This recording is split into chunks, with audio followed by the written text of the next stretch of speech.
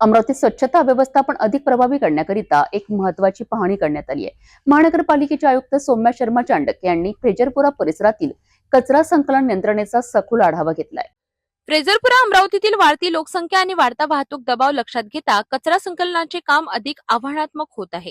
याच पार्श्वभूमीवर महानगरपालिकेचे आयुक्त सौम्या शर्मा चांडक यांनी 1 डिसेंबर रोजी फ्रेजरपुरा विभागातील कचरा संकलन प्रणालीची प्रत्यक्ष पाहणी केली. या पाहणी दरम्यान त्यांनी कचरा उचलण्याची प्रक्रिया, वापरली जाणारी वाहने, यंत्रसामग्री, संकलन केंद्राची रचना याबाबत सविस्तर माहिती घेतली. त्याचबरोबर स्वच्छता कर्मचाऱ्यांच्या कामातील अडचणीही जाणून घेतल्या. आयुक्तांनी विभागाला संकलन वेळापत्रक काटेकोरपणे पाळण्याचे निर्देश दिले. तसेच रस्त्याच्या दुतर्फा होणारे अडथळे दूर करणे, संकलन केंद्राच्या आसपास स्वच्छता राखणे आणि संपूर्ण प्रक्रिया अधिक शिस्तबद्ध करण्यावर त्यांनी विशेष भर दिला.